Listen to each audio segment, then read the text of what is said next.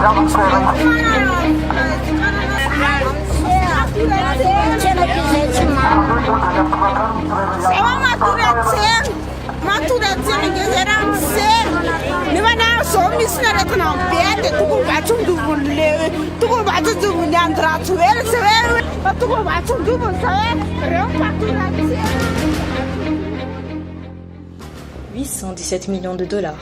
C'est le montant total du financement attribué à Madagascar par la communauté internationale dans le cadre de la lutte contre la pandémie du coronavirus. En principe, cette aide conséquente est destinée à la population.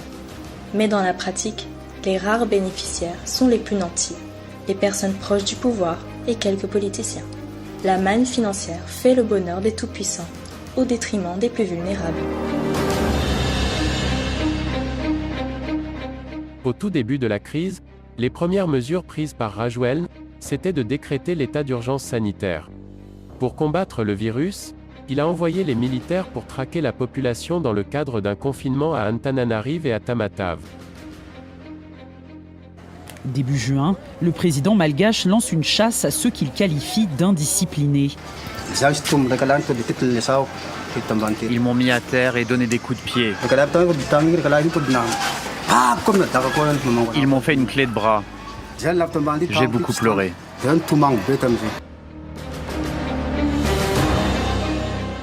Cette période sera aussi marquée par l'arrivée par avion d'une cinquantaine d'ingénieurs venus de Chine, le pays d'origine du virus, pour construire le stade municipal de la capitale.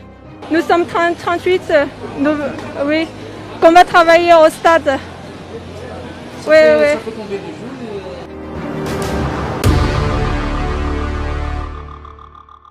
77 millions d'euros sont engloutis dans ce chantier décrié par les ouvriers malgaches qui ont travaillé dans des conditions inadmissibles.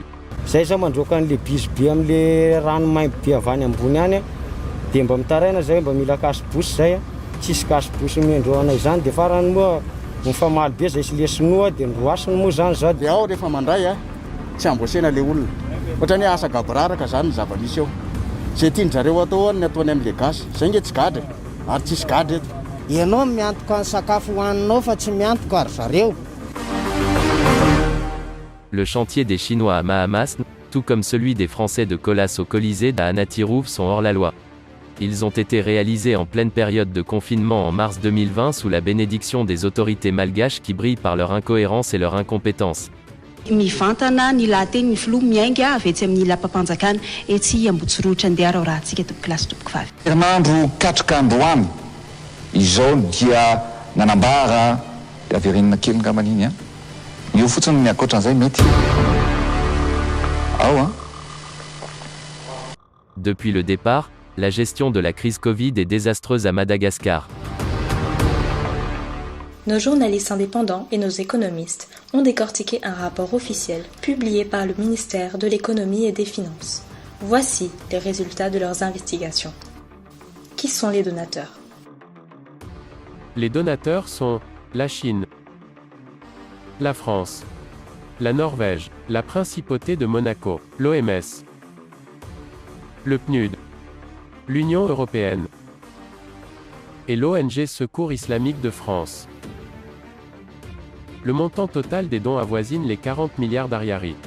Sur ces 817 millions de dollars, malgré l'urgence, l'État malgache n'a réussi à décaisser pour le moment que 446 millions. À qui profitent ces fonds ?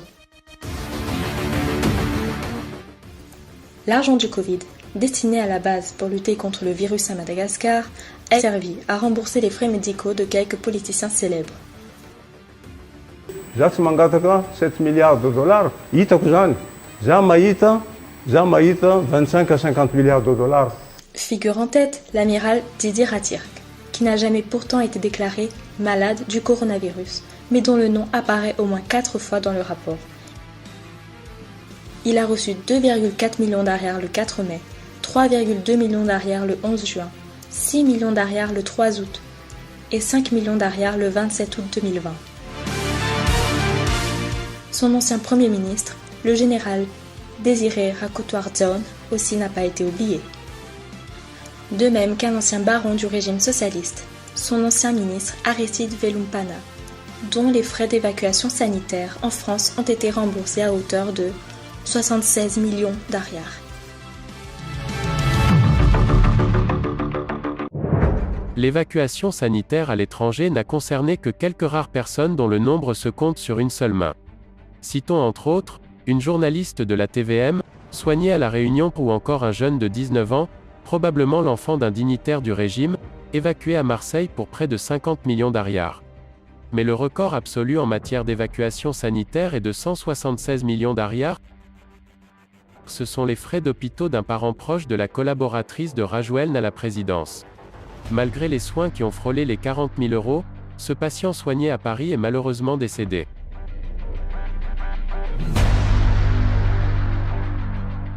La présidence, qui est déjà l'institution la plus fortunée de la République, se sert aussi dans la caisse du Covid. Pour un seul déplacement, par avion, elle gaspille 136 millions d'ariars. Ces dépenses sont indécentes voire immorales, face au non-paiement des indemnités des agents paramédicaux et au manque de matériaux dans les hôpitaux. Parmi les bénéficiaires privilégiés de la manne financière de la communauté internationale, figure Naïn Andriatsitoaïn, premier magistrat de la capitale.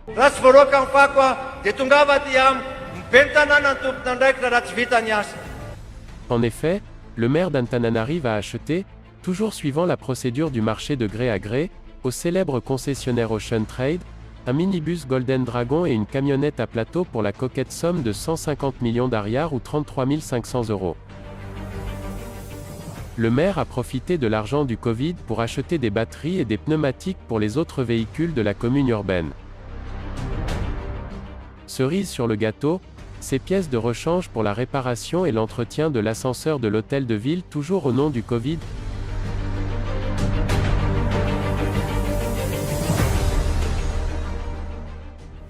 Un autre dignitaire du régime a également décroché le gros lot pendant la crise. Il s'agit de l'homme d'affaires Mam Ravatumang, propriétaire de la polyclinique d'Ilaf. Entre le 3 mars et le 13 août 2020, pas moins de 200 factures ont été dressées au bénéfice de son hôpital privé, accessible uniquement par les plus nantis. Sur le document publié sur le site du ministère de l'Économie et du Budget, il est impossible de savoir si les bénéficiaires de ces soins prodigués à la polyclinique d'Ilaf sont vraiment liés au coronavirus ou pas. Les montants des prestations payées avec l'argent du Covid avoisinent parfois les 50 millions d'ariars, soit un quart de milliard de l'ancien franc malgache, pour un seul patient.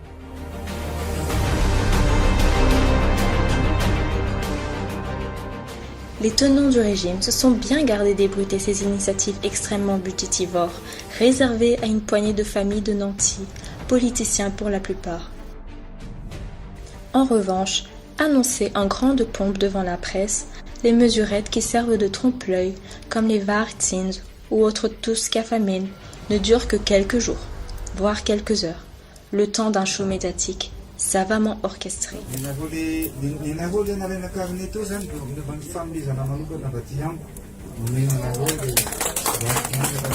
Les bénéficiaires ne sont autres que les militants de base du parti présidentiel appelés à vanter les mérites du président bien-aimé.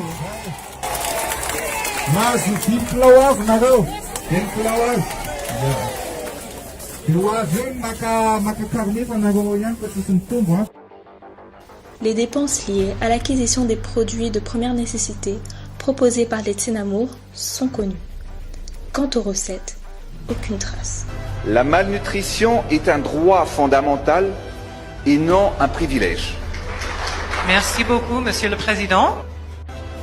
La malnutrition est un droit fondamental et non un privilège. Du riz importé au détriment des producteurs locaux a été fortement décrié.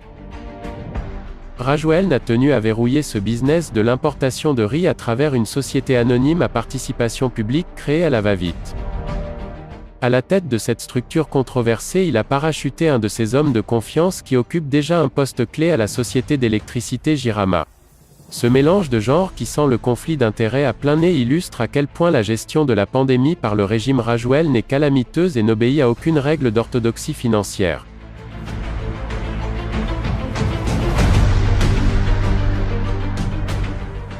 Une bonne partie de l'argent du Covid, versé sous forme de subventions, a servi à combler le gouffre financier de la Jirama. Malheureusement, Cela n'avait aucun impact positif pour les abonnés. Les problèmes de coupure d'électricité dus au délestage restent entiers.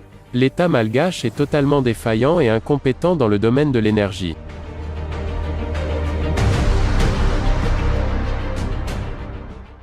Il en est de même pour la tisane Covid Organics, que plusieurs pays africains ont analysée et prouvé scientifiquement l'inefficacité.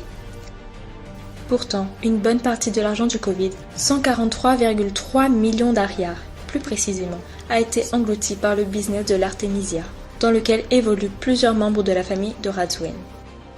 Ce monopole bien juteux profite pleinement aux proches du président, qui leur a confié aussi la gestion d'une usine flambant neuve pour fabriquer des gélules d'Artemisia, encore et toujours. Des gélules orange couleur présidentielle sorties de machines rutilantes. C'est la dernière réalisation du président malgache, le CVO+. Pour ne pas faire de l'ombre à son CVO, Radzouane refuse de recevoir à Madagascar le don de vaccins mis à disposition par la communauté internationale pour les Malgaches. Cette interdiction, formelle, irresponsable, constitue une non-assistance à personne en danger. D'autant que le coronavirus continue à tuer à Madagascar. Au moment de ce reportage, les cas mortels se multiplient dans la ville de Majinga. Qu'en est-il des mesures destinées aux acteurs économiques ? Là aussi, le régime a brillé par ses effets d'annonce sans lendemain. Le fameux plan Marshall de 1000 milliards d'ariars annoncé en grande pompe se fait toujours attendre. Les cris d'alerte et les demandes des acteurs économiques sont restés lettres mortes. Pendant plusieurs mois, le secteur privé formel a regretté ne pas avoir été pris en compte dans les plans de l'État. Un premier plan de mitigation élaboré avec le secteur privé avait été rejeté par les autorités. Celle-ci avait élaboré un plan multisectoriel d'urgence, mais l'ensemble du secteur privé n'en a pas été satisfait. À part le dispositif d'emprunt de la CNAPS, largement contesté par les travailleurs, aucune aide conséquente n'a été apportée par l'État. Pourtant, dans le document ministériel, 2 lignes attirent l'attention en cliquant sur l'onglet État d'exécution technique et financière. La première ligne en haut du tableau, correspondant à la rubrique Transfert, fait état de 150 milliards d'ariars de subventions au secteur privé. Le même intitulé est repris au milieu du tableau avec 764 milliards d'ariars. Ces sommes astronomiques présentées comme subventions équivalent à 914 milliards d'ariars, soit 204 millions d'euros, n'ont jamais été mises à la connaissance du secteur privé et n'ont pas profité au plus grand nombre. On notera toutefois que 5 sociétés citées dans le cadre d'un soi-disant projet présidentiel baptisé Social Mbaok sortent du lot et récoltent près de 6 millions de dollars. L'État ne joue pas la transparence sur les critères de sélection, ni sur les conditions d'utilisation de ces sommes astronomiques.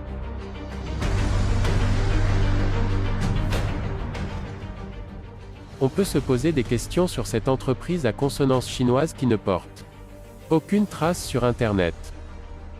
Pourtant, pas moins de 15 factures ont été versées par le ministère de l'Intérieur, en faveur de cette société fantôme, pour un montant avoisinant les 3,7 millions de dollars entre le 10 et le 21 décembre 2020. Le motif de la transaction paraît très vague, achat des matériels pharmaceutiques, peut-on lire. Nous avons cherché à identifier d'autres heureux bénéficiaires des marchés. Et nous sommes tombés sur une société spécialisée dans la confection et la vente de pantalons tissés, shorts et bermudas pour dames. C'est une activité qui n'a strictement rien à voir avec la vente de matériel pharmaceutique, par cette société qui empochera au final 474 000 dollars.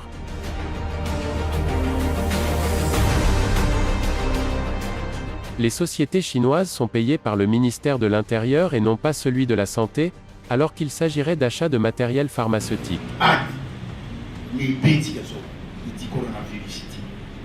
Le ministre de la Santé de l'époque a même été limogé pour avoir formulé des demandes aux partenaires étrangers sans passer par le super-ministre de l'Intérieur. Tina Rivel Razafimaef n'est pas à son premier scandale mais reste inamovible. Il a validé la commande de 8 milliards d'ariars de bonbons sucettes, mais c'est sa collègue de l'Éducation nationale qui a été démissionnée.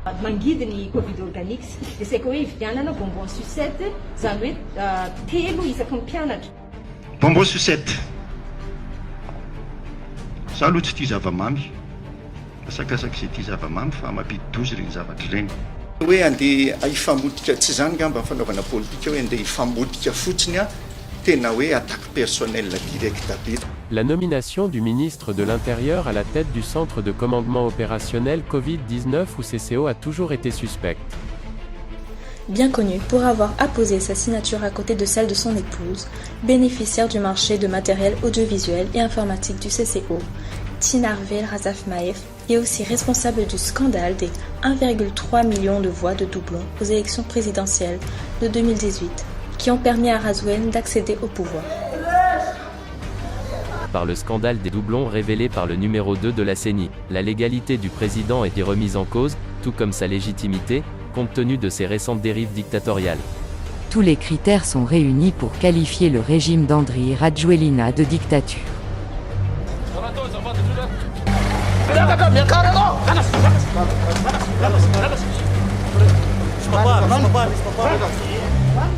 Au moment de la réalisation de ce reportage, les 12 innocents arrêtés en février 2021 sont toujours retenus en prison.